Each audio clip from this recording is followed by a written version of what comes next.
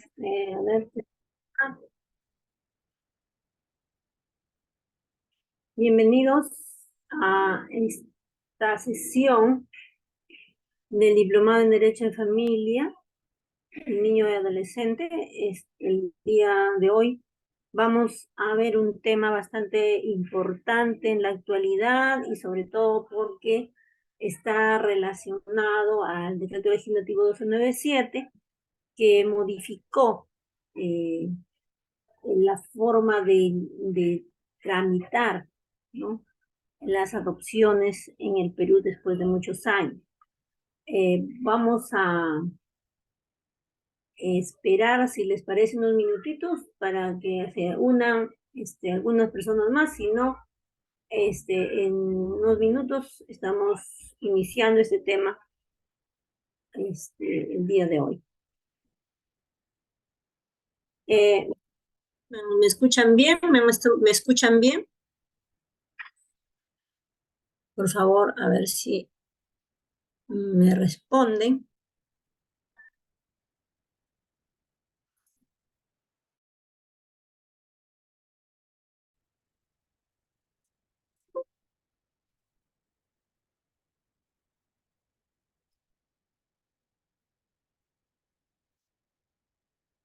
Bien,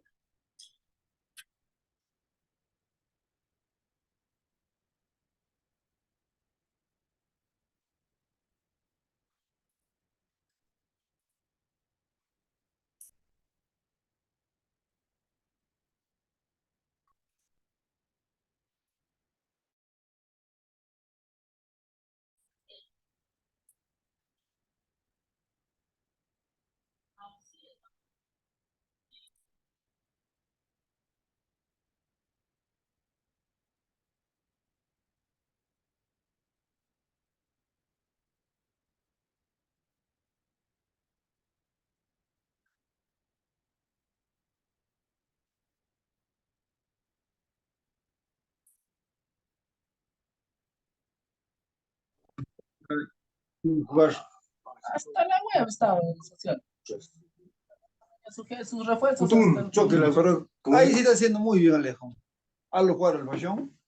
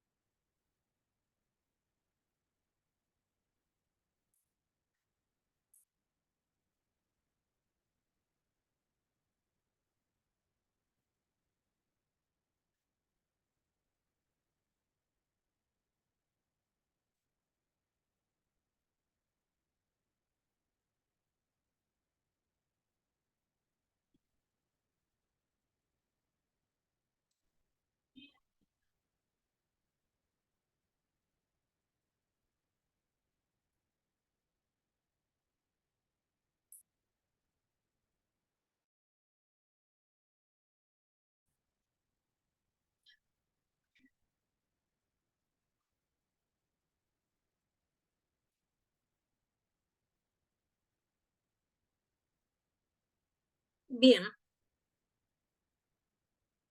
Yo creo que esperamos algunos minutos. Vamos a dar inicio al tema. Buenas noches a todos, buenas noches a todas.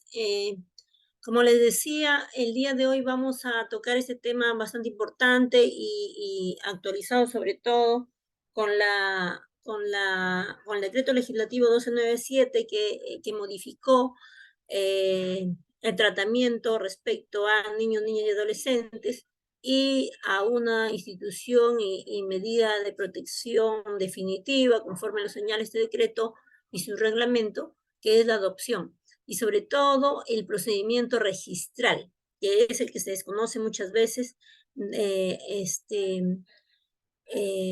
desde la parte jurídica, ¿no? Eh, Hay bastante desconocimiento en el procedimiento administrativo. Entonces, en ese contexto, yo les voy a agradecer que puedan preguntar, sea por el chat o sea por el audio, con toda confianza sobre el tema que vayamos desarrollando. Eh, Me gustaría confirmar, ¿me están escuchando bien?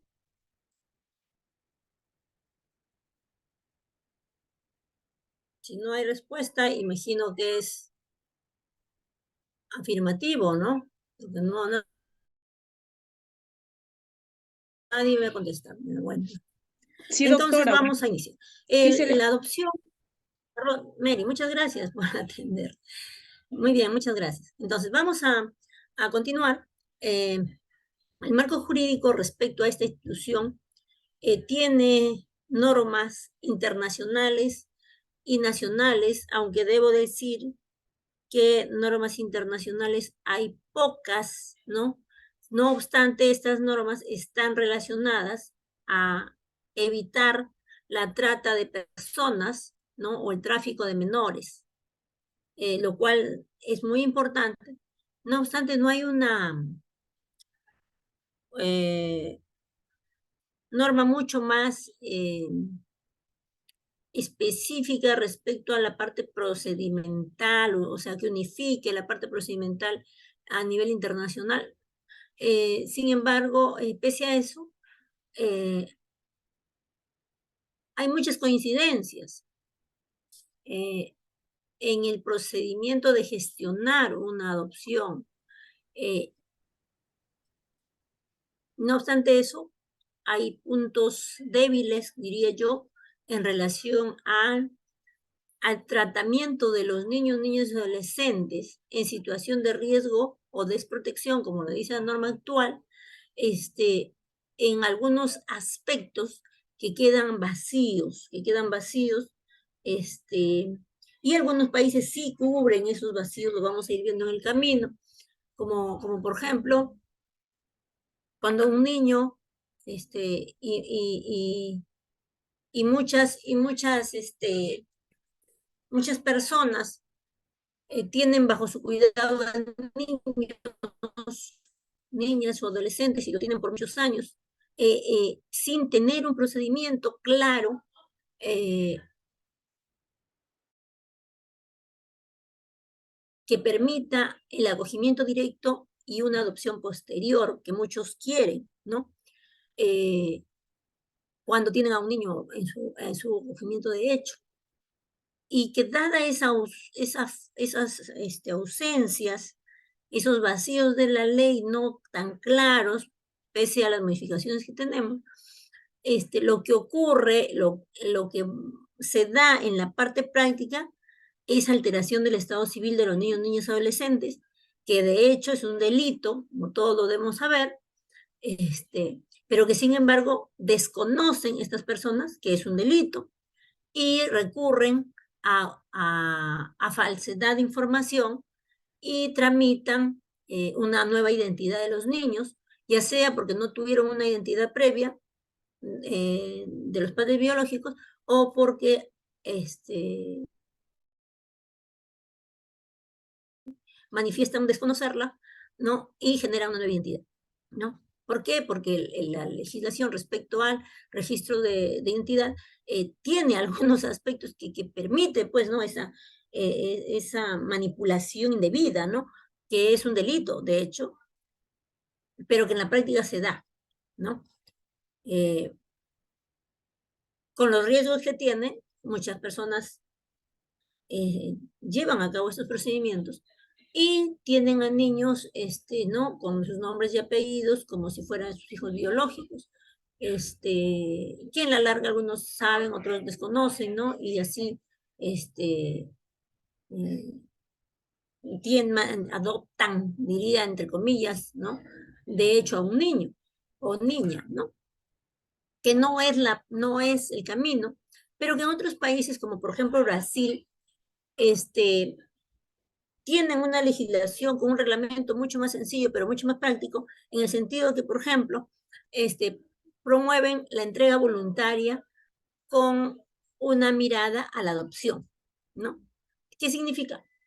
Que muchas mujeres, jóvenes o niñas o mayores, dependiendo de la edad, que por X razones no desean tener al niño, ¿no? No criar al niño, le entregan a una persona o a una familia formalmente ante una autoridad sin mayor inconveniente por parte del Estado, ¿no? Documentalmente todo claramente, ¿no? Para que después de 2 años este niño pueda gestionar, esta familia pudiera gestionar, si lo desea, la adopción formal del niño. Entonces, esa parte es mucho más segura que nuestra legislación que da muy pocas opciones. No, ¿por qué? Por ejemplo, el decreto legislativo, bueno, el decreto legislativo 1297 estaba el Código de Niños y Adolescentes y el Código Civil, que establecían el marco jurídico, ¿no? Y que la adopción formal dentro del sistema, la adopción pasado 2 años, ¿no? De manera judicial, ¿no? De un niño, y la adopción, bueno, de incapaces y de personas capaces adultas, ¿no? Eso está claro. Sin embargo, con la idea de descongestionar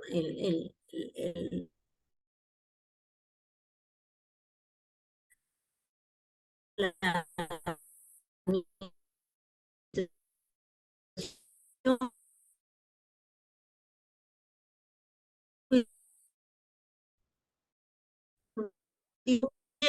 a procedimiento administrativo, dejando solo en la vía oficial, niños adolescentes se encuentran en riesgo de desprotección.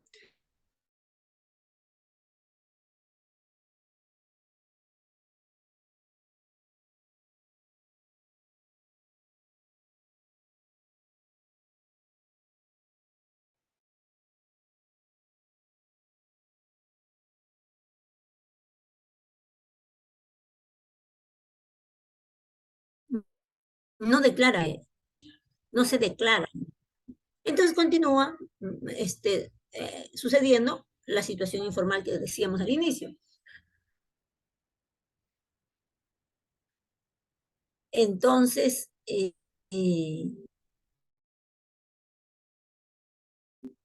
o sea, el fin de la norma no está funcionando. No está funcionando.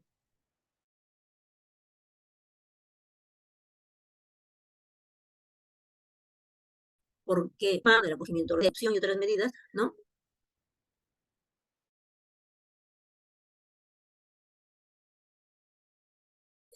El operador, ¿no? O sea, ¿cuál es la visión del operador respecto al acogimiento y a la adopción? ¿No? Hay bastantes prejuicios, ¿no? Y estereotipos respecto a la adopción y a los adoptantes, ¿no? Entonces, creo que falta trabajar mucho más, pero entre tanto, vamos viendo, ¿no? Vamos analizando cómo esta institución, cuyo fin es la protección, ¿no? De los niños y adolescentes, ¿no? Este marco jurídico y de diversos instrumentos jurídicos internacionales y nacionales de obligatorio cumplimiento que reconocen el derecho de los niños y adolescentes a una protección especial, la libertad, integridad, acceso a la justicia, así como prohíben el ejercicio de toda manifestación de violencia contra ellos, porque es internacional, ¿no? Sin embargo, cuando toda norma que se vuelve muy rígida, pues genera el otro lado la informalidad, ¿no? Y eso es lo que está ocurriendo, pues, ¿no? En nuestro país, ¿no? No obstante, por ejemplo, en Brasil, con la entrega voluntaria, sin mayor dilación, sin mayor cuestionamiento, permite que el Estado sepa dónde está tal o cual niño, ¿no? Es mucho más seguro en el sentido de sabemos dónde está el niño. A diferencia de nuestro país, si el niño no se declara, no se sabe dónde está, ni qué pasa con él, ni cuál es su identidad, si mantiene su identidad o si realmente es, o de repente ha sido alterada la identidad, no se sabe. Entonces, eso es un riesgo que no permite cubrir el objetivo de la norma, ¿no?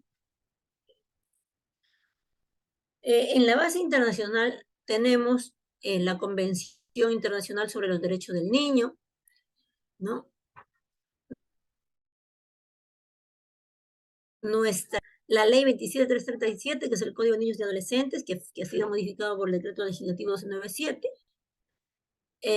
la Ley General de Centros de Atención Residencial Niños, Niños y Adolescentes, lugares donde se va a llevar a cabo o ejecutar la medida de protección temporal, que es el acogimiento residencial, y que, según la norma, es en última instancia un acogimiento residencial.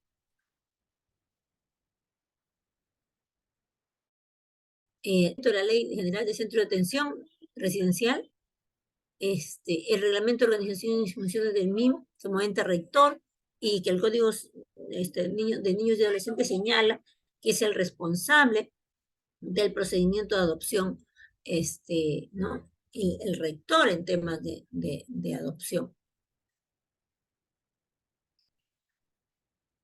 El instrumento más importante en materia de derechos humanos de los niños y adolescentes es la Convención de los Derechos del Niño, ¿no? Que nos da un marco bastante global, integral, ¿no? Del tratamiento de los niños y de los derechos humanos del niño en relación a su familia y al Estado, ¿no?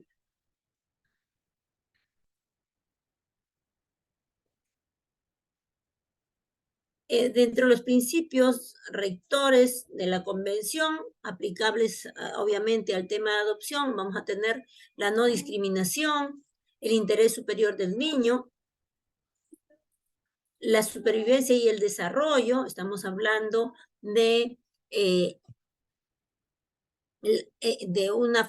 un principio obligatorio, ¿no? O sea, el fin de la norma, el fin de la medida de protección, el fin de la intervención del Estado respecto a niños y adolescentes es la supervivencia y el desarrollo integral. La participación, promover la participación de los niños.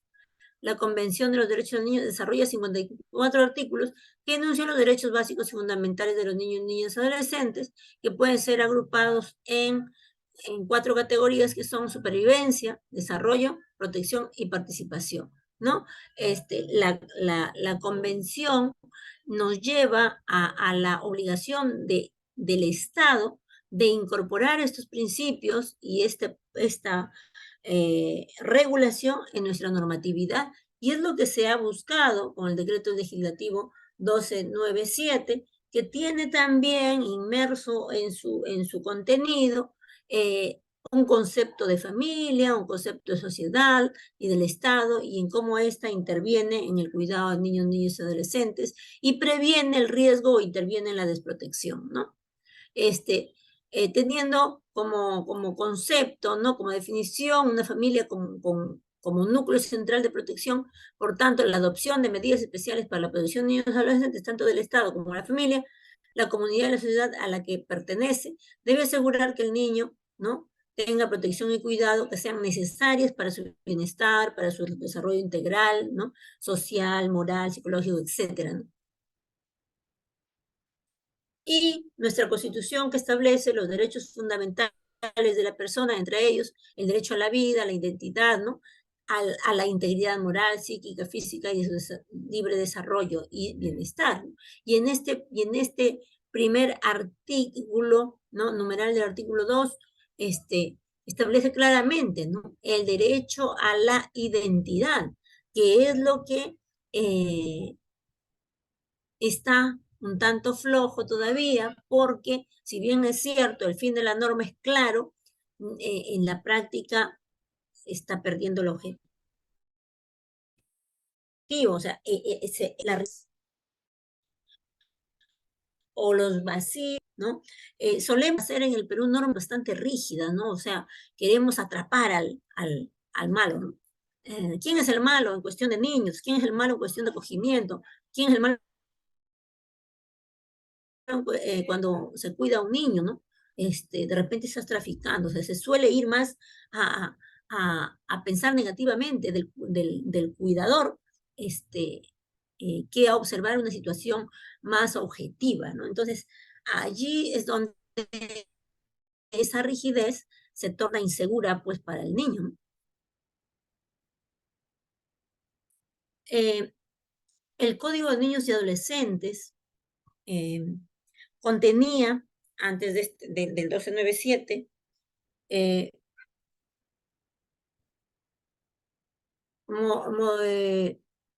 procedimiento para la intervención en temas de adopción.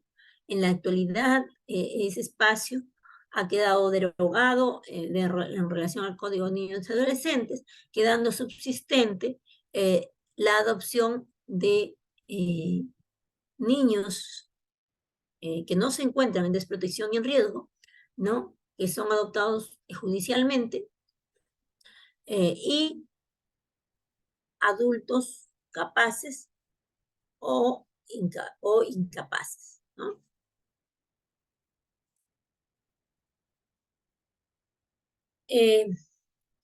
Las normas nacionales e internacionales establecen principios y regulaciones orientadas a la protección contra los malos tratos. Y dice, los Estados partes adoptan todas las medidas de protección legislativas, administrativas, sociales y educativas para proteger al niño contra cualquier forma de violencia, descuido, trato negligente, ¿no? Violencia mental, estamos hablando de psicológica, violencia física, eso es mucho más claro, ¿no? Castigos corporales que dañen, ¿no? Que causen eh, daño, ¿no? Al niño en su desarrollo, ¿no? Abusos y explotación sexual, torturas o penas inhumanas o degradantes y violencia entre niños, ¿no? Violencia entre niños está referido a, por ejemplo, niños mayores, ¿no? De cierta edad con niños mucho más pequeños, ¿no?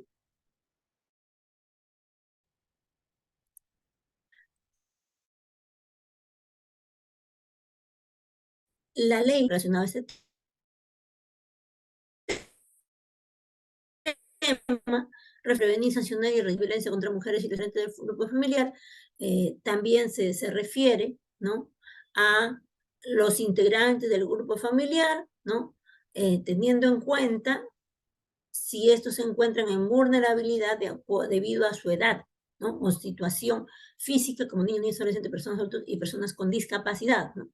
También están contenidos en este grupo vulnerable que podría estar inmerso en una situación, cuando hablamos de un niño en situación de riesgo o desprotección, también podría estar relacionado a un ambiente de violencia contra la mujer o los integrantes del grupo familiar. La base legal específica en el Perú, estamos hablando del decreto legislativo de niños, niñas y adolescentes sin cuidados parentales o en riesgo de perderlos, el mismo que ha sido modificado, ¿no? Varias veces, ¿no? A través del decreto de urgencia 001 del 2020 y la ley 31716, que ha salido hace semana y media aproximadamente, y que van haciendo precisiones a la intervención del Estado respecto a los niños en riesgo de desprotección. No obstante eso, yo tengo una observación respecto a sus plazos, ¿no? Si bien la norma establece plazos muy cortos, muy breves, con el objetivo, ¿no? de acelerar, en la práctica estos plazos no se dan, demora mucho, hay mucha carga, ¿no? Entonces, habrá que analizar cuál es la situación real en la parte operativa que impide que esta norma se ejecute como debería o cumpliendo el objetivo por el cual ha sido ¿no? regulada. Y también el reglamento, el decreto supremo 001/2018, que es el reglamento del decreto legislativo para la protección de niños, niñas y adolescentes sin cuidados parentales o en riesgo de perderlos, ¿no? Entonces, esta es la norma que regula en la actualidad el procedimiento de adopción. como una medida de protección definitiva. Esta norma, nuestro decreto legislativo, habla de dos tipos de intervenciones. Uno, niños, niñas y adolescentes en riesgo de desprotección y niños, niños y adolescentes en desprotección. Y habla de medidas temporales, de medidas de protección temporales y medidas definitivas, ¿no? Y por ejemplo, las medidas temporales está el acogimiento por terceros, acogimiento de hecho, acogimiento residencial, ¿no? Y en las medidas definitivas está la adopción. No obstante, esas medidas no son limitativas, puede darse otro tipo de medidas de acuerdo a la situación que requiera, ¿no? Recordemos que todas las normas referentes a los niños establece que se debe dictar una medida que sea lo mejor para el niño y adolescente, ¿no? Según la Convención de los Derechos del Niño, ¿no? En ese sentido, estas normas pues definen la adopción como una institución a través de la cual el adoptado adquiere la calidad de hijo del adoptante, de pertenecer a su familia consanguínea, considerada por el Código de Niños y Adolescentes como una medida de protección al niño y adolescente, por el cual, bajo la vigilancia del Estado, ¿no? Se establece un vínculo con otras personas que no tienen vínculo biológico, pero que genera un vínculo legal y con todos los derechos de hijo, ¿no? El decreto legislativo 1297 establece que la adopción del niño o niña adolescente declarado en estado de desprotección familiar y adoptabilidad conforma una familia con él o los adoptantes, constituyéndose en parte de esta, con todos sus derechos y obligaciones en calidad de hijo o hija, extinguiéndose a su vez cualquier efecto legal por razón de parentesco con sus ascendientes o colaterales consanguíneos, siendo la adopción una medida de protección de carácter pleno, indivisible, y establece de manera irrevocable la relación paterno-filial entre él o la adoptante y la o el adoptado, ¿no? Y miren acá, hay varios puntos que resaltar. Uno, dice, la adopción. Dice, mediante la adopción, la niña y adolescente declarado en estado de desprotección. ¿Qué significa? Que para que haya una adopción a través del procedimiento del decreto legislativo 1297, debe previamente haber sido declarado en desprotección familiar. Y la condición de adoptabilidad. Estas dos acciones son consecutivas. La primera debe ser resuelta y debe emitirse una resolución declarando que las unidades de protección especial, ¿no? Y luego, ¿no? A través de la dirección de adopciones, de ser declarado en adoptabilidad. ¿Qué significa? Que está apto para ser adoptado por una familia o persona, ¿no? Luego dice, ¿no? Y acá te está dando los pasos, ¿no? Luego dice, después de la adoptabilidad viene la adopción, consecuencia de ello, este niño o niña, ¿no? O adolescente, adquiere la calidad de hijo, ¿no? Y te está dando ya cuál es la consecuencia de esa adopción, o sea, cuáles son los efectos de la adopción y genera parentesco y pierde el parentesco consanguíneo con cualquiera de sus ascendientes o colaterales, ¿no? Y señala, la adopción es una medida de carácter pleno, indivisible, y establece de manera irrevocable la relación paterno-filial. ¿Qué significa todo eso?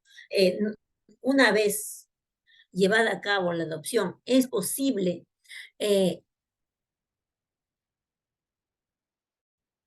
decir, ya no quiero al niño, ya no quiero adoptarlo, lo voy a devolver. Eso ya no es posible, ¿no? Porque es y registrado al niño, ya no es posible retraerse de esta decisión.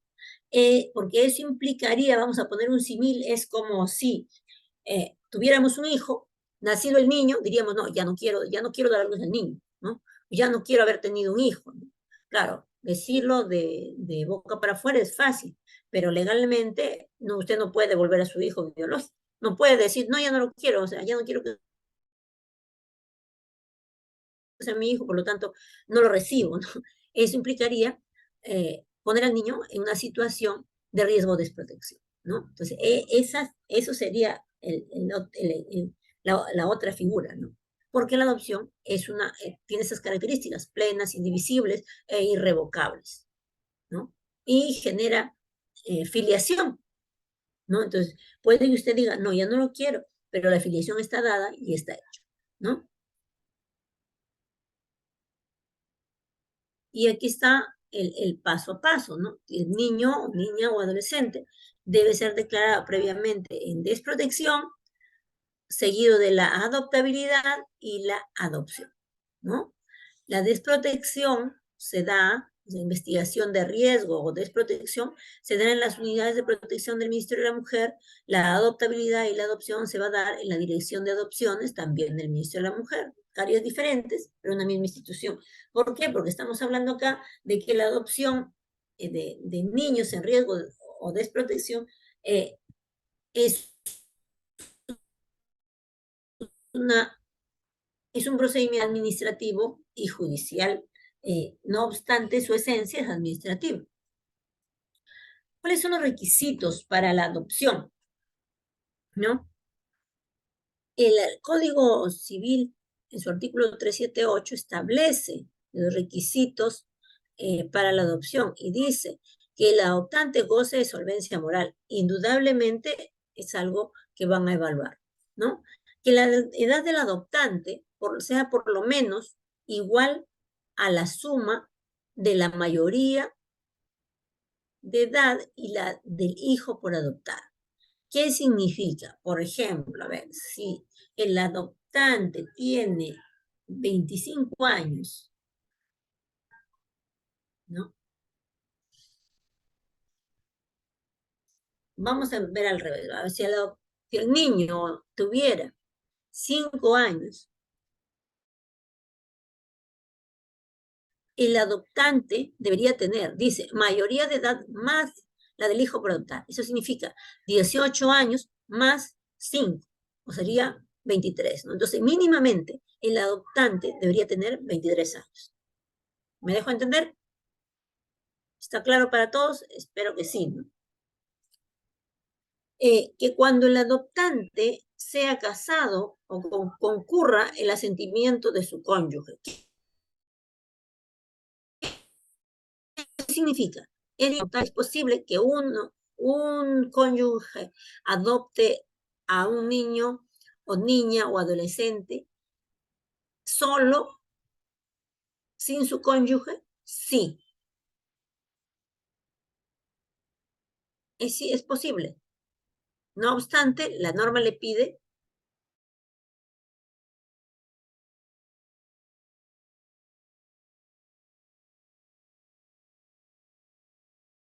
que, que cuando el adoptante sea conviviente, y estamos hablando de conviviente, hemos visto en las clases pasadas, en una relación convivencial formal, en una relación convivencial reconocida, ¿no? O registrada, ¿no? Y cuando el adoptante sea conviviente, conforme a lo señalado en el artículo 326, concurra el asentimiento del otro conviviente. La misma forma del punto anterior, ¿no? Puedes adoptar solo, no obstante tu conviviente que no quiere adoptar contigo, debe asentir, o sea, debe consentir que tú vas a adoptar. ¿Por qué? Porque van a vivir en la misma casa. Que el adoptado preste su asentimiento si es mayor de 10 años, ¿no? hay niños, pues, ¿no? Niños pequeños, niños grandes, grupos de hermanos, ¿no? Entonces, cuando es mayor de 10 años, se le consulta al niño si quiere, si desea ser adoptado por tal o cual persona, ¿no? Que asciendan los padres del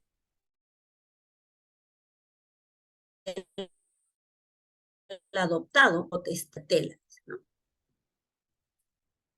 Eso está más relacionado a un niño que no se encuentra en riesgo ni en desprotección, pero que es adoptado por él, ¿no? Que va a conformar luego, ¿no? Como padres, el padre biológico o madre, con el adoptante, que es el cónyuge o la cónyuge de este último, ¿no?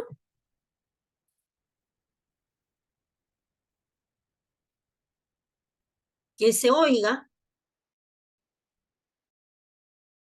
al tutor o curador del adoptado, consejo de familia, si el adoptado es incapaz, ¿no? El tutor es cuando es menor de edad y el curador puede ser cuando es mayor de edad incapaz o cuando tiene bienes, ¿no? Bajo cuidados, ¿no? Y el consejo de familia, que en algunos existe, ¿no? Para los bienes, ¿no? Del adoptado, ¿no? De la edad incapaz, ¿no? Entonces acá está hablando de mayores de edad.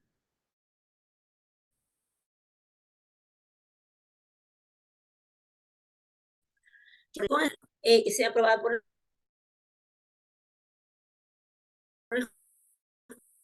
juez, eso en justicia de la parte administrativa a través del Ministerio de la Mujer, como judicia cuando es su hijo de uno de los cónyuges. ¿No? Que si el adoptante es extranjero y el adoptante menor de edad, aquel ratifique personalmente ante el juez su voluntad de adoptar, ¿no? Al niño, ¿no es cierto? Y se exceptúa este requisito si el menor se encuentra en el extranjero por motivo de salud.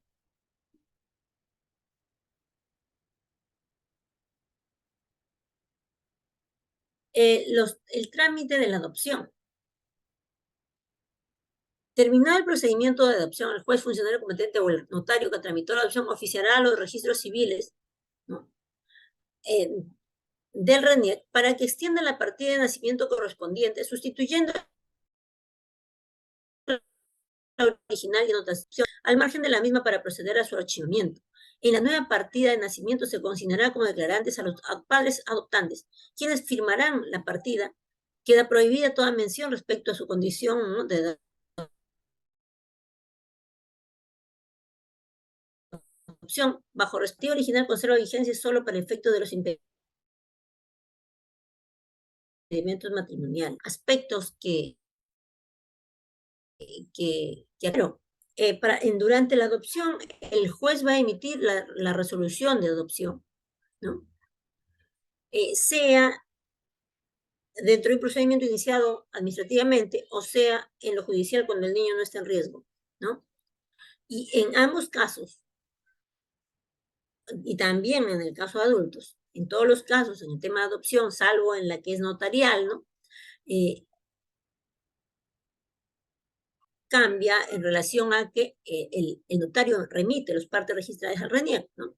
Igual, la consecuencia es la misma, ¿no? ¿Para qué? Para que se extienda la partida de nacimiento correspondiente, que va a ser una nueva nacimiento, ¿no? Y se va a llevar a cabo, analizamos pasar, que es la anotación registral de la adopción, de una adopción de reconocimiento, ¿no? En este caso estamos hablando de una anotación de adopción y que va a traer como consecuencia la generación de una nueva acta de nacimiento, ¿no? Donde ya van a aparecer los adoptantes como declarantes, o sea, como padres del niño o niña adoptado o de la persona adoptada, ¿no? Y el acta primigenia, como la anotación realizada que dio origen a esta nueva acta, van a quedar archivadas y existe la prohibición que en la nueva acta exista algún comentario respecto de el acto de la adopción, ¿no? Si hubiera alguna anotación, esa acta va a tener que anularse y generar una acta que no tenga este tipo de defectos, ¿no? Porque trajo durante mucho tiempo problemas en el desarrollo de la persona, en temas de discriminación, ¿no?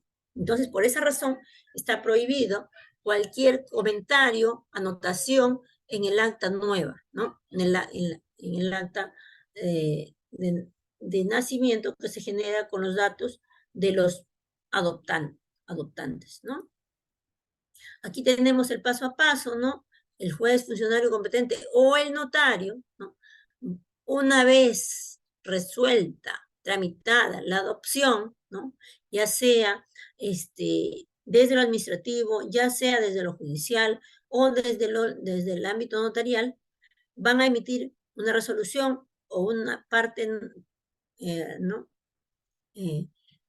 Para que sean remitidos a RENIEC, donde se va a hacer el registro de identidad correspondiente, generando la partida de nacimiento, sustituyendo la original y anotando la adopción al margen de la misma para proceder a su archivamiento, ¿no? Entonces, ese es el paso a paso que se va a dar en la adopción. ¿Qué características tiene la adopción? ¿No? Y ahí vamos a ver que la adopción es irrevocable.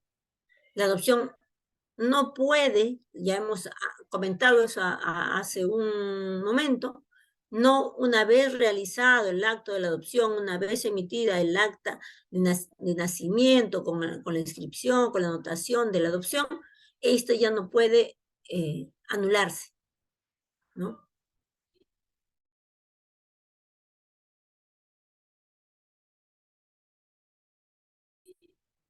Puede hacerse bajo modalidad alguna. Y yo adopto a niño o niña la adopción de diferentes maneras, ¿no? Por ejemplo, se daba la adopción sujeta al tiempo. Yo te adopto en tanto eres menor de edad, yo te adopto para que estudies. Terminado tus estudios, terminada tu mayoría de edad, dejas mi apellido y vuelves a tu apellido biológico, tengas o no tengas, ¿no? Así era antes, ¿no? En la actualidad no.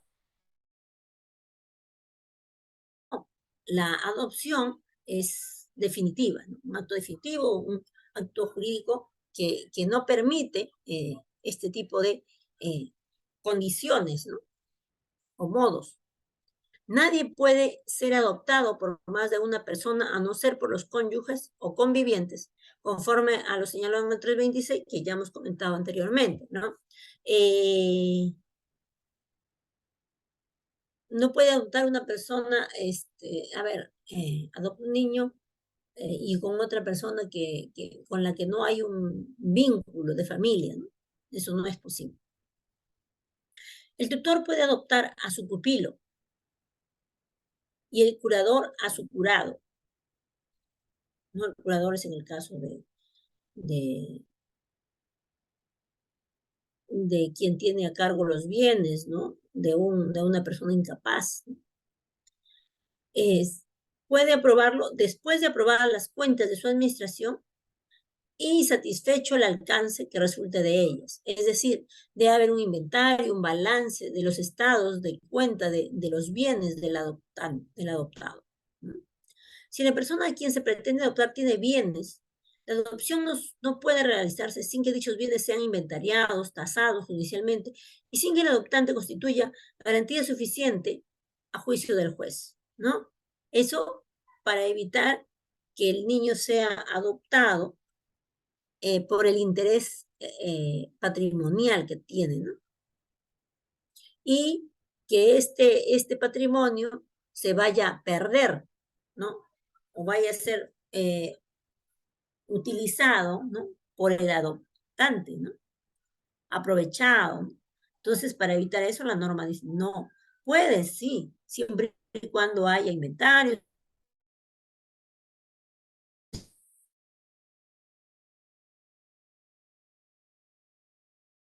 siempre y cuando hay en perjuicio del niño adolescente, ¿no? Ahora, hemos dicho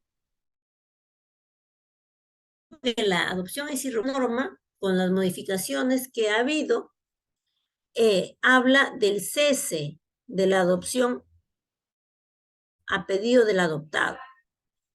Hay que darnos cuenta que el adoptado puede ser un menor de edad, puede ser un mayor de edad capaz, puede ser un mayor de edad incapaz, ¿no? Entonces, también podemos ver que la incapacidad puede ser relativa o temporal, ¿no? Entonces, en ese tiempo puede darse la adopción, ya sea por salud, por cuidados, ¿no? Entonces, ¿qué dice la norma? Una vez que la persona alcanzado, ha recuperado su capacidad, puede dentro del año siguiente de este hecho solicitar el cese de la adopción, ¿no? El menor o el mayor incapaz que haya sido adoptado puede pedir que se deje sin efecto la adopción dentro del año siguiente a su mayoría de edad o a la fecha en que desapareció su incapacidad, ¿no? El juez lo declarará sin más trámite. En tal caso, recupera sin efecto retroactivo la afiliación consanguínea y la partida correspondiente, ¿no? Eso significa que recupera vigencia su acta primigenia, ¿no? Y aunque la norma no lo dice, ¿no? ¿Qué ocurre? ¿Qué va a ocurrir si el acta primigenia ya tiene una anotación textual, ¿no? Entonces, la norma prohíbe este tipo de actos. Entonces, va a tener que emitirse una nueva acta, ¿no? El acta respecto al cese de la adopción y generarse una nueva acta que no contenga ningún comentario respecto a los antecedentes de adopción que tiene la persona, ¿no? Por, eh, eh, por consecuencia y cumplimiento de los principios, ¿no? De protección a la persona, ¿no? En tal caso, recupera vigencia sin efecto retroactivo la afiliación consanguínea y la partida correspondiente. El registro de Estado Civil respectivo hará inscripción del caso por mandato judicial. Esa inscripción va a ser nuevamente una anotación textual. ¿Cuándo se va a dar un proceso judicial de adopciones? ¿Cuándo puede iniciarse una adopción judicial, ¿no? El Código del Niño y Adolescentes nos habla, ¿no? Que excepcionalmente puede llevarse a cabo, ¿no? Este proceso judicial de adopciones, ¿no? En el juzgado especializado, ¿no? Se puede solicitar quién el que posea vínculo matrimonial con el padre o madre del niño o el adolescente por adoptar. ¿Qué significa? Que este niño se encuentre en riesgo de desprotección conforme al decreto legislativo 1197. No, este tipo de adopción judicial no está contenido, no es parte del procedimiento que establece el decreto legislativo 1297, ¿no? Entonces, un hijo de una persona, un hijo biológico, puede ser adoptado por su conviviente de esta persona o por su esposo o esposa, o sea, por su pareja, ¿no? ¿Puede ser adoptado? Sí, vía judicial. Y en ese caso, ¿no? El niño, al ser adoptado, pasará a tener el apellido del padre o madre biológica más el apellido de su adoptante. El que posea, dice otro vínculo de parentesco hasta el cuarto grado de consanguinidad o segundo de afinidad con el niño o adolescente pasible de adopción. O sea, ya no es el padre, no es la madre, no es en este caso, es un familiar. Cuando hay familiaridad, ¿no? Hasta el 4.º grado de consanguinidad es posible la adopción judicial.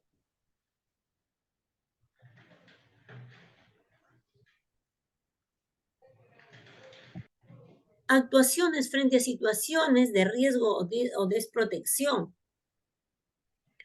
Cuando hablamos de situaciones de riesgo o desprotección, ¿no? Y está el decreto legislativo 1297 establece esas medidas frente al riesgo, ¿no? Dice, declarada la situación de riesgo, no estamos hablando todavía de desprotección, sino de riesgo, la autoridad competente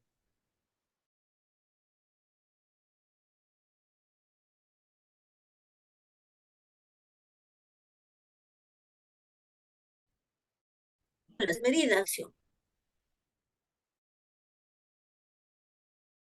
¿Por qué dice que un niño es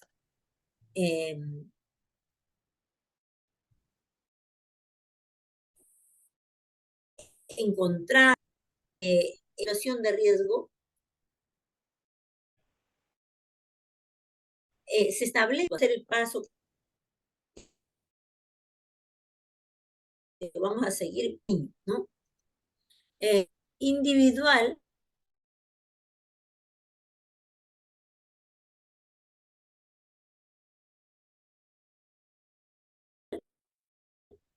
va a sugerir qué medidas de protección se puede implementar. Y ahí vamos a encontrar el apoyo a la familia, ¿no? Para fortalecer competencias de cuidado y crianza, el acceso a servicios de educación y salud de niños, niñas y adolescentes, el acceso a servicios de atención especializada, ¿no?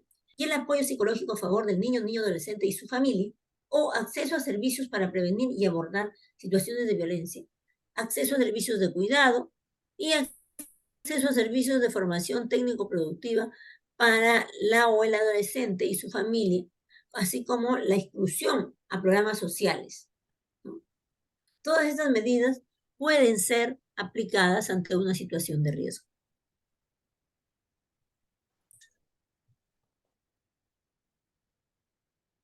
¿no? ¿Cómo concluye el procedimiento por riesgo? O sea, ¿cómo concluye un procedimiento por riesgo? Y este va a finalizar solo en los siguientes casos. Cuando se han logrado los objetivos del plan de trabajo individual, ¿no? Y hemos dicho, y este procedimiento establece, ¿no? que la intervención de cualquier caso se tiene que hacer un plan de intervención, ¿no? Entonces, cuando se han logrado los objetivos, puede darse por finalizado el procedimiento de actuación, ¿no? Cuando la amenaza o afectación del ejercicio de los niños, niñas o adolescentes se ha incrementado convirtiéndose en una situación de desprotección. En ese caso, ya se va a pasar al procedimiento por desprotección. Por el cumplimiento de la mayoría de edad del adolescente sujeto a protección. De repente, en ese interín, ¿no? De todo el trámite, los niños ya crecieron, ya son mayores de edad. Entonces, en ese sentido, ya no es posible continuar con el procedimiento, con la actuación por riesgo. Bueno, vamos a hacer una pequeña pausa, por favor, ¿les parece? Unos minutos y volvemos para continuar con este tema. ¿Les parece? Nancy, Elmer, ¿les parece bien? Rosemary. Sí, doctora, está bien, gracias. Gracias.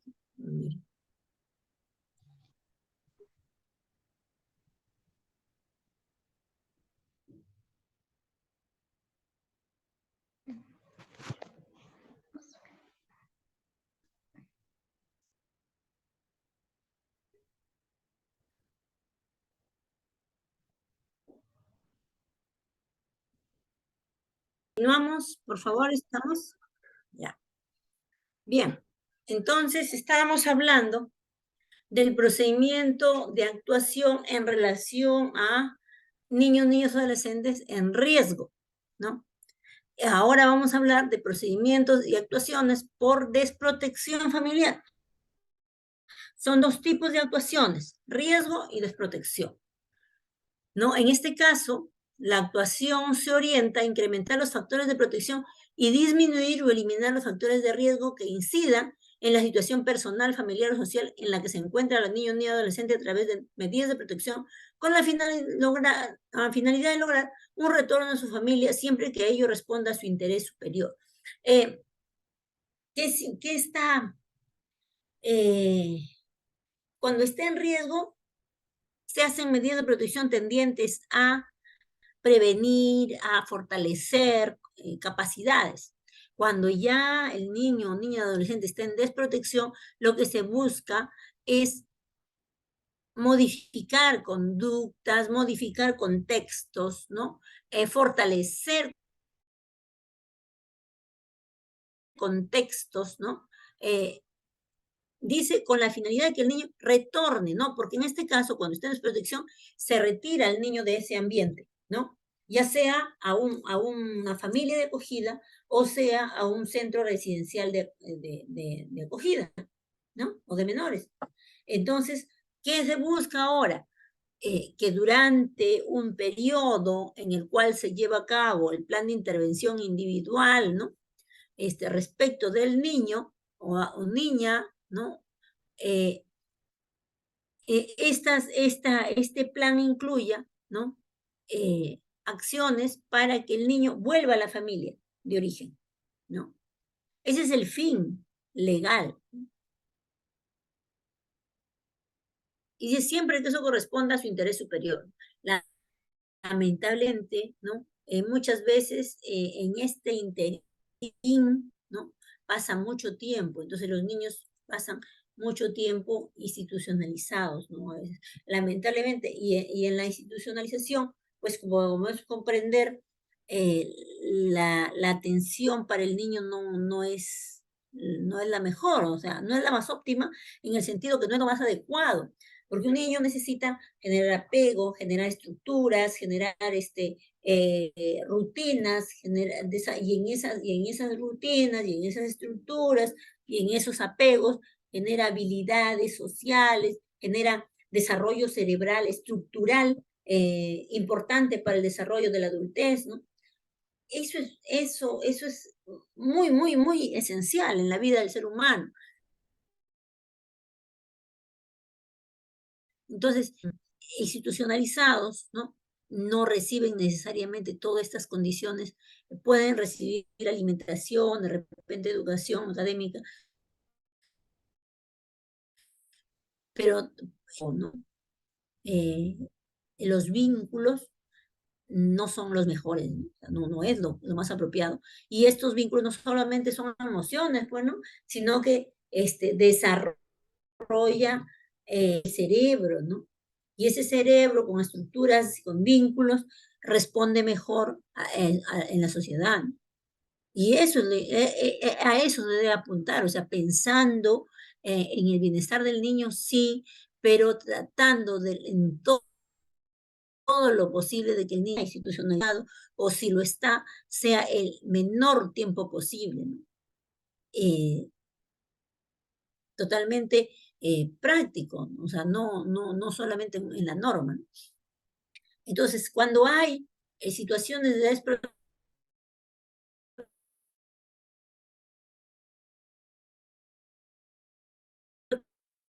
desprotección familiar, o familiar o residencial,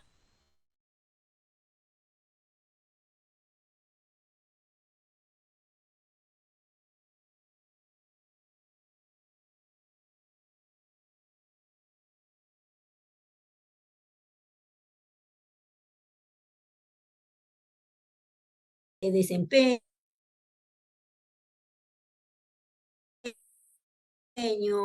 trabajo, desprotección. Ahora,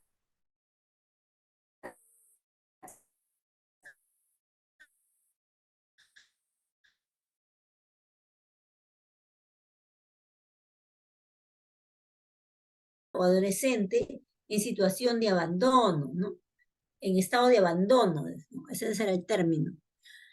A partir del 1297 ya no se habla de abandono, sino se habla de circunstancias o supuestos del procedimiento por riesgo o desprotección, ¿no? ¿Cuándo decimos que un niño está en riesgo o en desprotección? Aquí están los supuestos, ¿no?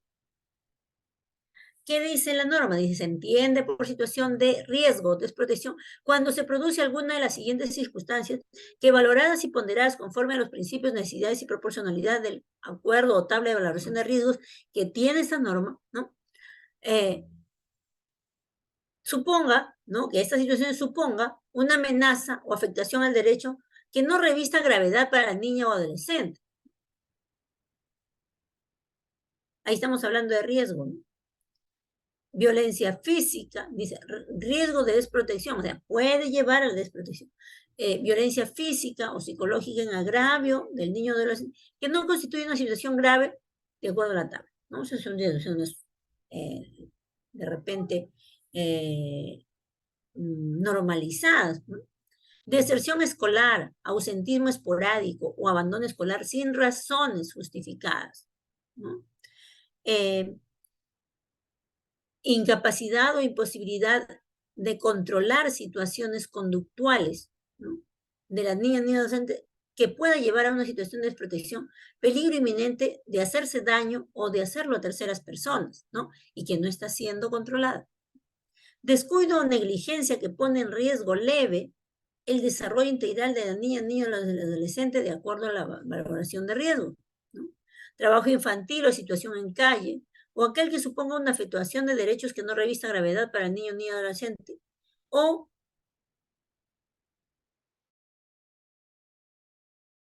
no a la tabla de valoración, u otras circunstancias que sin revestir gravedad perjudiquen el desarrollo integral del niño, niña o adolescente, ¿no? Estas circunstancias supuestos dan inicio a un procedimiento por riesgo, ¿no? Ahora, ahí estamos hablando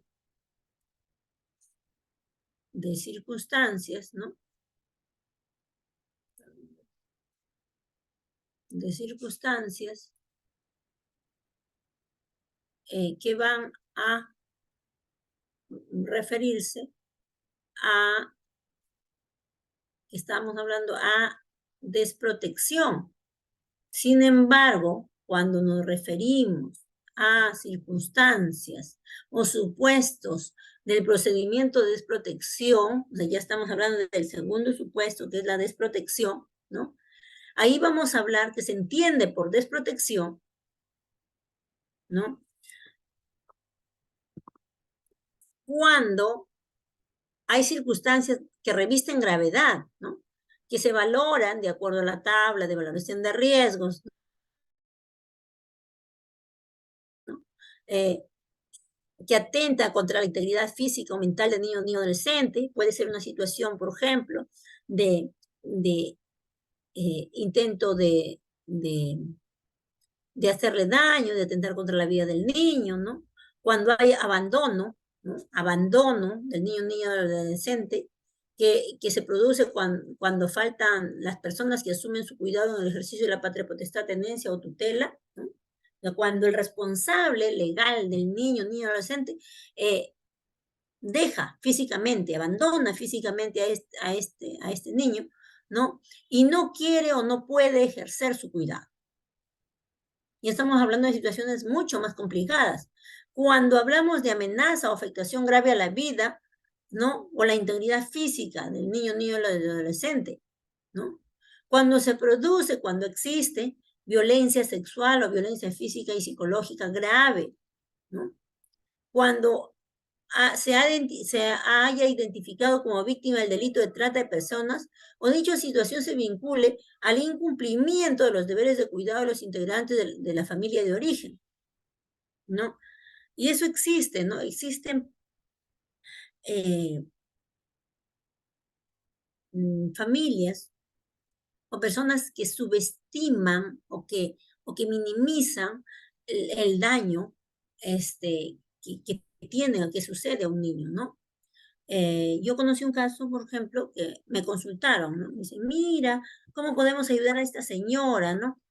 yo, ¿qué pasó? Es que el padre de la niña, que la tía le quiere quitar la niña, la hija, a la mamá. Y me contaron la historia en medias, ¿no? Entonces después yo, pedí mucha más información y entendí que lo que había pasado era que estando la niña viviendo con el padre y la madre, el padre abusaba de la niña, o sea, de la hija, ¿no? Y que la hija, niña pequeña, si no me acuerdo, tendría 8 o 10 años, eh, le había contado a la madre y la madre se molestó con la niña, ¿no? Por hablar, por contar, ¿no? Y le reclamó al padre y lo que le dijo es, te dejo la casa y no digas nada, no denuncies, ¿no? Y me voy. Entonces la madre aceptó que el padre se vaya y ella se quedaba con la casa, ¿no? Y no hizo la denuncia.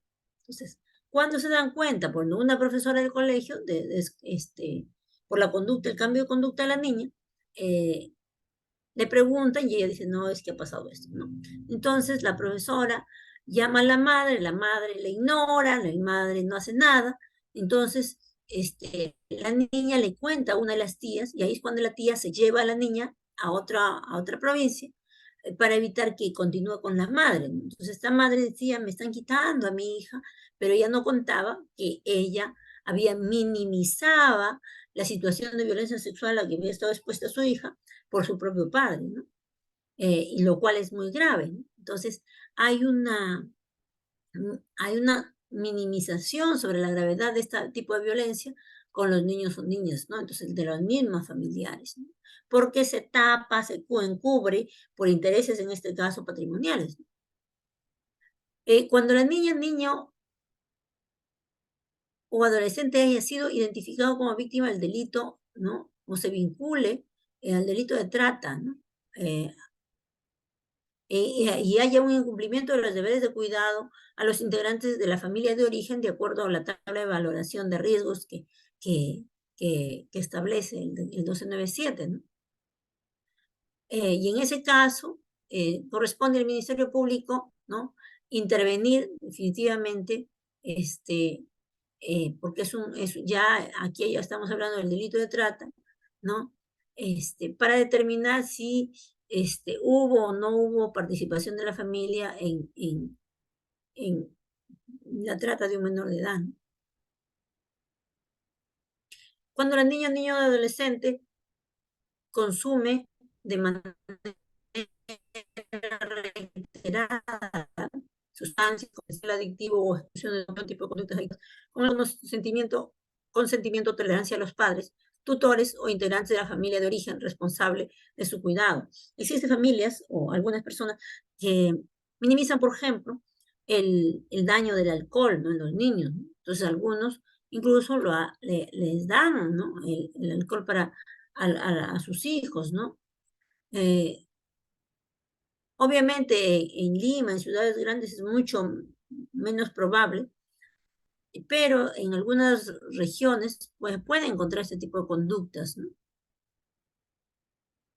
Desconocen las consecuencias que puede tener este tipo de drogas en el desarrollo de un niño, ¿no? Cuando el niño adolescente está expuesto a situaciones de trabajo infantil en la calle, ¿no? Y cuando este trabajo infantil suponga gravedad, ¿no? De hecho, el trabajo infantil como concepto es un concepto, es una conducta dañina para el desarrollo del niño, ¿no? El trabajo infantil implica actividades económicas, laborales, que cortan, ¿no? La educación, la recreación del niño. O sea, el trabajo, cuando se dice trabajo infantil, está hablando de una conducta dañina para el niño. Entonces, de hecho, si se está diciendo que un niño está expuesto a trabajo infantil y en situación de calle, es mucho peor, ¿no? La inducción a la mendicidad, delincuencia, ¿no? explotación sexual, trabajo forzoso o cualquier otra forma de naturaleza similar, ¿no?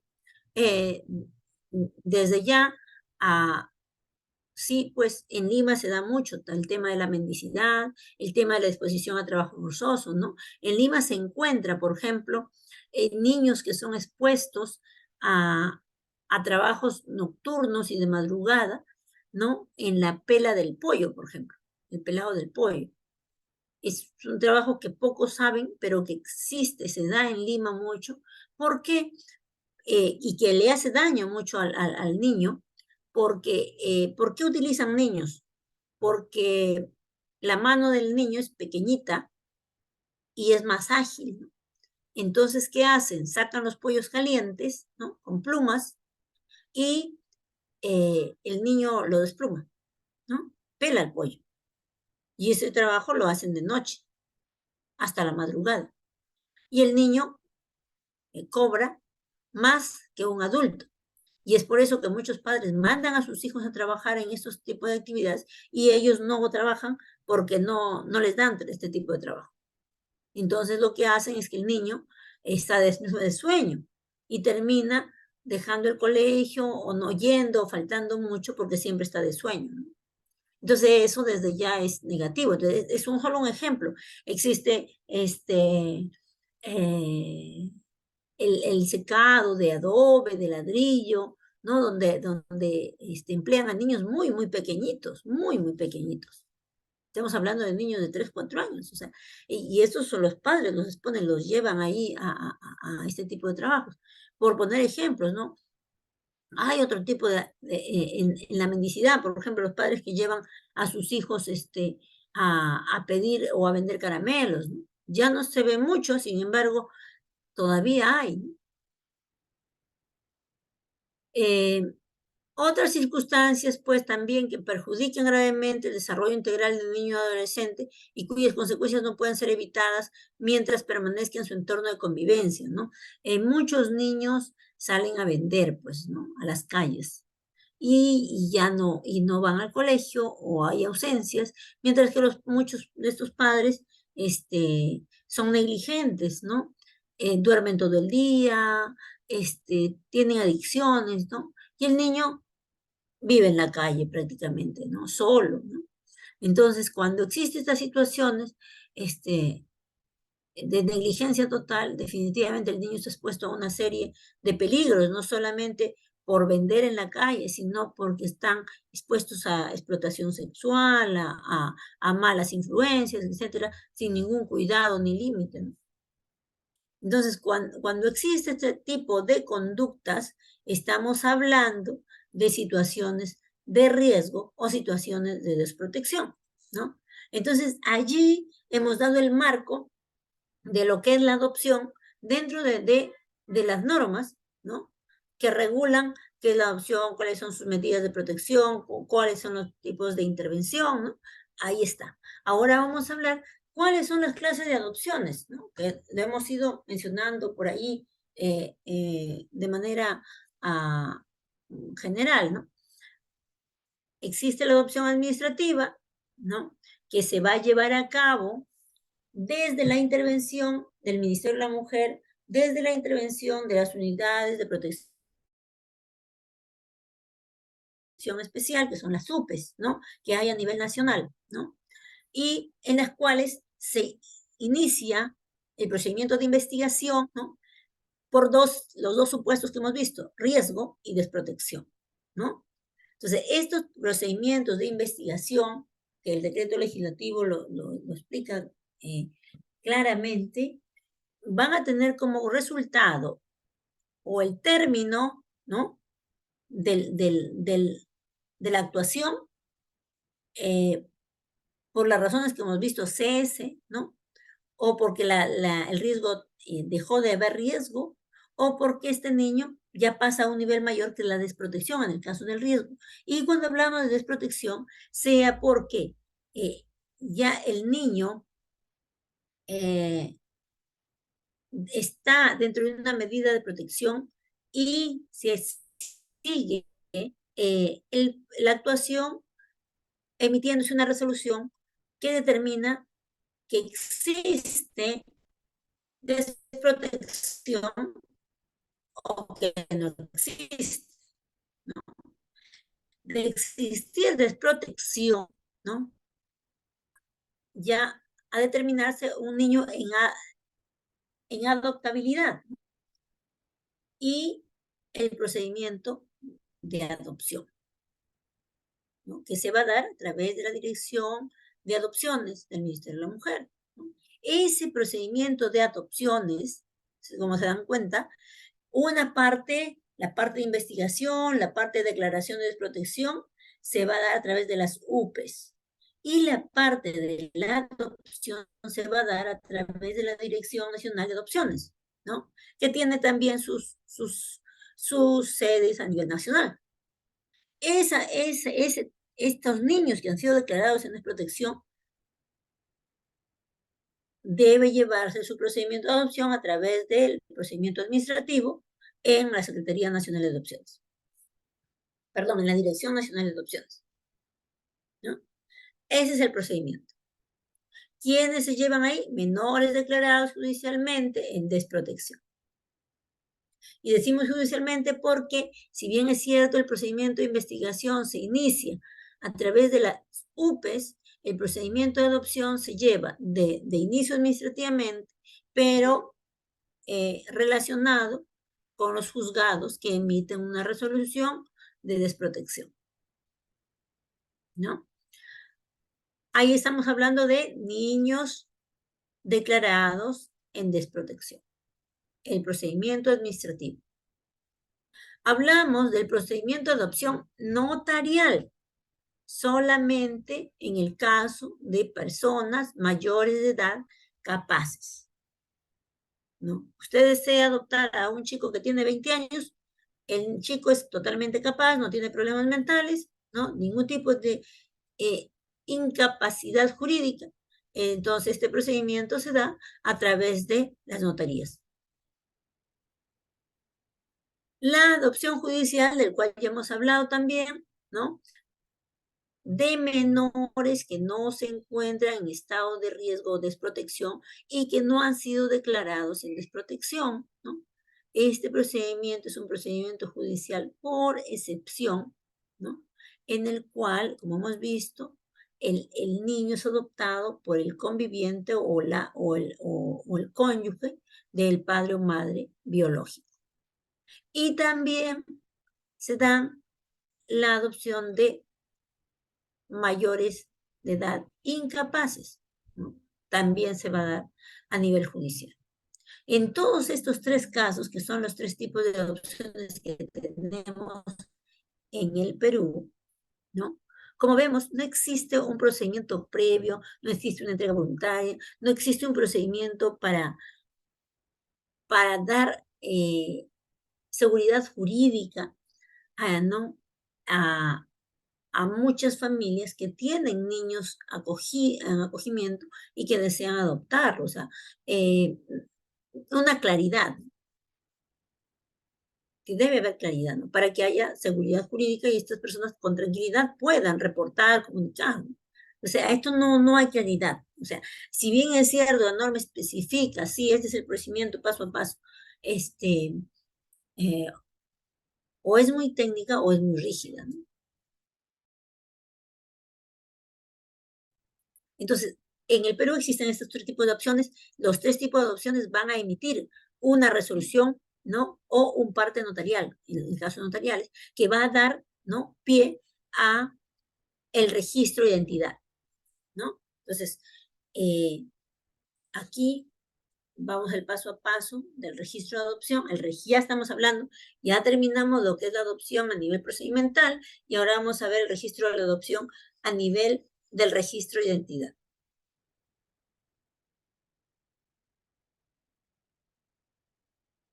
¿No? Entonces, ¿qué sucede? Miren, estamos aquí en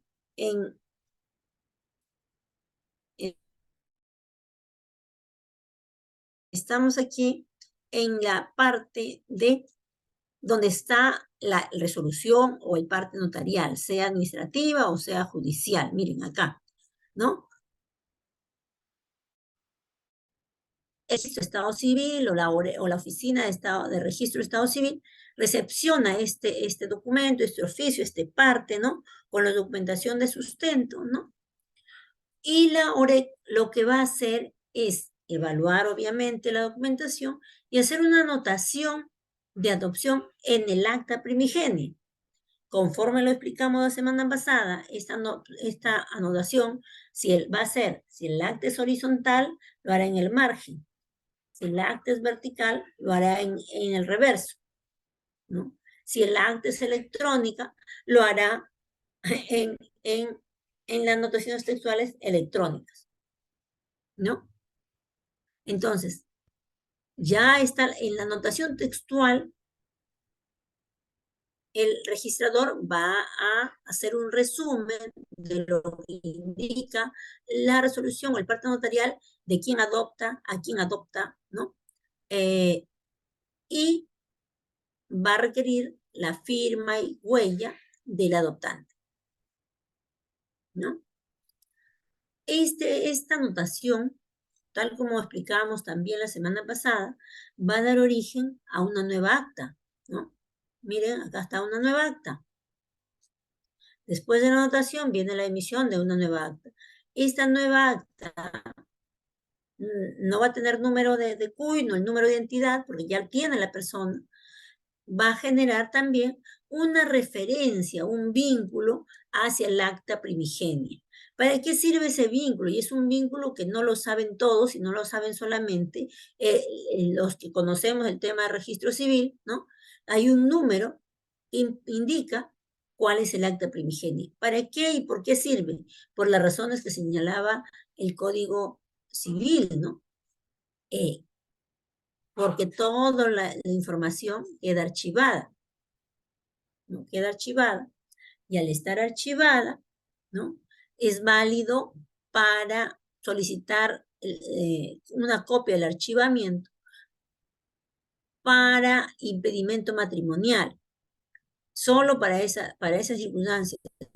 Y esas actas archivadas, pues no tienen valor registral, o sea, ya no tienen un valor para la identidad, porque el acta válida es la nueva acta y no las actas archivadas. Entonces ocurre, algunos notarios, al desconocer esta parte procedimental, las referencias que tiene el acta nueva, ¿no? Si tiene 2 firmas, si está con 0 firmas, ¿no? Desconocen, ¿no? Entonces piden el acta archivada, pero legalmente eso no es posible que el registrador los emita, porque la condición para emitir esto es el impedimento matrimonial. Solo por esa razón. De otro modo, no se debe pedir ni emitir esas actas archivadas porque ponen en riesgo la integridad de la persona. ¿Por qué? Porque muchas personas tienen problemas para aceptar pues la adopción, ¿no? Entonces, no, es hijo adoptado, es hija adoptada, y empiezan la discriminación o los malos tratos, etcétera, ¿no es cierto? Entonces, para evitar estas circunstancias, es que la ley dice, no, esto queda archivado. Entonces, hay que conocer este tipo de referencias que tiene el acta, como les estoy diciendo, las actas nuevas tienen un número de referencia que hace notar que hay una anotación textual, que hay un acta primigenia, ¿no? Pero no dice, pues, esa anotación si es por adopción o por reconocimiento o por qué razones, pero hay una anotación, ¿no? Entonces, quienes saben se dan cuenta que esta acta nueva es un acta, una segunda acta con total validez, ¿no? Entonces, eh, eh, es necesario que aprendamos esto para que no se cometan los errores por los cuales se demora la atención a los padres muchas veces de los niños, pidiendo actas archivadas que no tienen sentido porque esas no tienen validez registral, no sirven, sino más bien ponen en riesgo la identidad de decir, oye, fuiste adoptado, ¿no? La que tiene validez, la que sirve, la que tiene vigencia, es la nueva acta. No sé si aquí queda claro porque me interesa que esta parte quede claro para todos. ¿Hay alguna pregunta? Nancy, Rosemary, Elmer.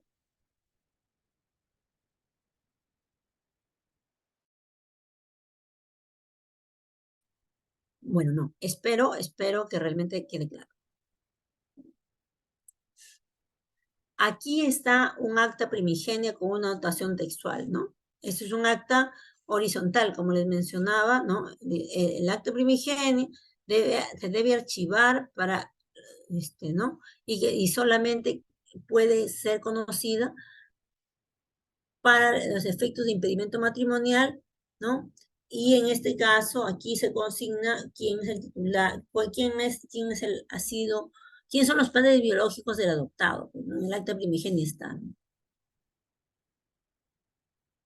Esta es la anotación textual, la anotación marginal.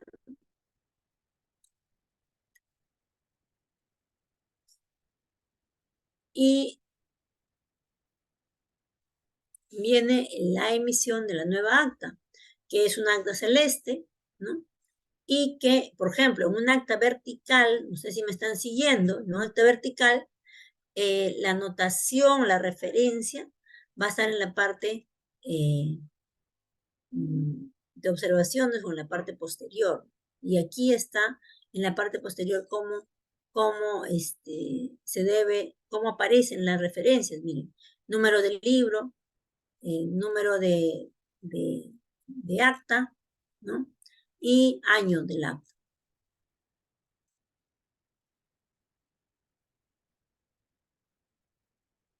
¿No? Ahí está un acta nueva, emitida con la firma de los dos adoptantes, firma y huella, totalmente clara, ¿no?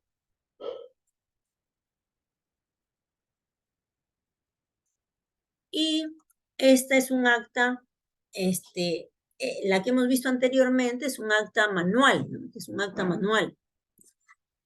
Y esta es un acta electrónica, ¿no? Igualmente, por ejemplo, en este caso, tiene, ¿no? La firma y huella de los dos declarantes, ¿no? Así lo ponemos así, por ejemplo, sería un acta primigenia, puede ser, una acta primigenia, solo con un declarante. Sin embargo, cuando vemos que tiene las dos firmas, y estamos hablando de, puede ser de una segunda acta por adopción, o puede ser una acta, una segunda acta por reconocimiento, donde los dos padres han estado juntos, ¿no? O un acta por adopción, ¿no? Ahora, en el caso de las actas por adopción es obligatorio que los adoptantes vayan al registro para que se emita la segunda nueva acta, ¿no? Para que aparezca completa con sus firmas.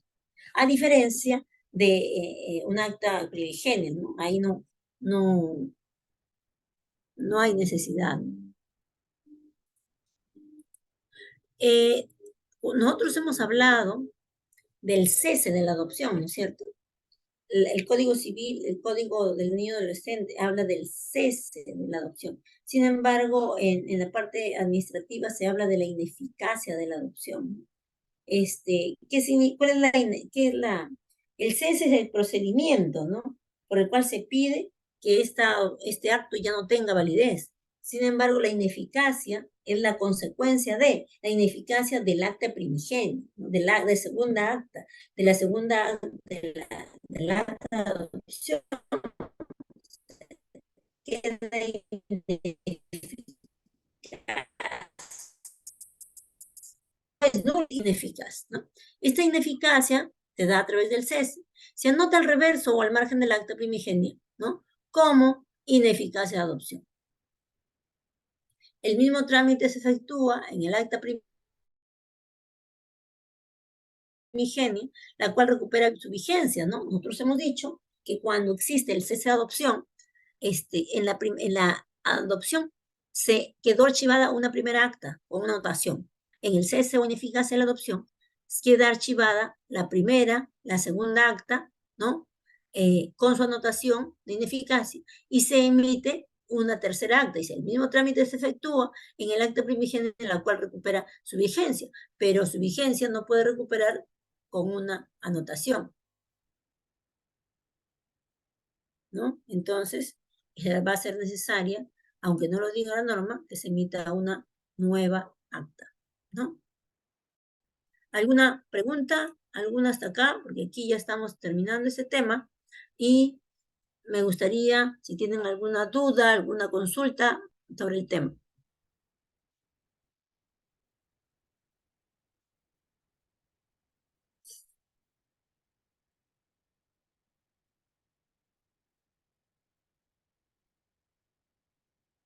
¿No? Elmer, Nancy, Rosemary, ¿todo claro?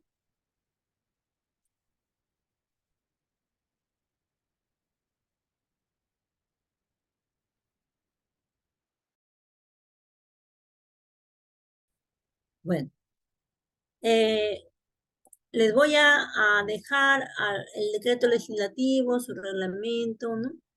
Es, eh,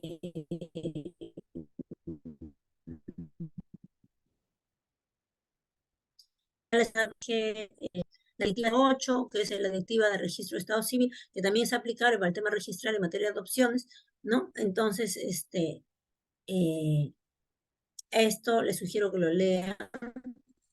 Es muy importante porque seguramente eh, en algún momento es muy frecuente por orales, el tema de anotaciones, el tema de reconocimiento, el tema de impugnaciones, de paternidad, ¿no? Y todo eso tiene que ver con el tema registral. También tiene que ver con el tema de la alteración de estado civil y las inscripciones extemporáneas, ¿no?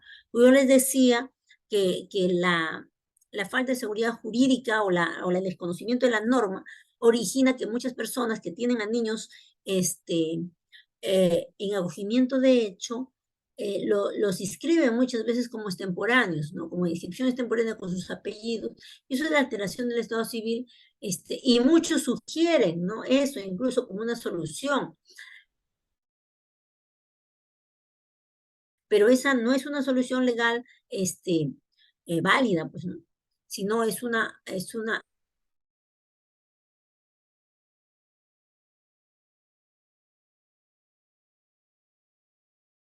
procedimiento en el caso de adopciones si alguien quiere adoptar un niño o adolescente, ¿no? Entonces, si no hay preguntas, no hay más preguntas. Doctora, buenas noches. Una consulta.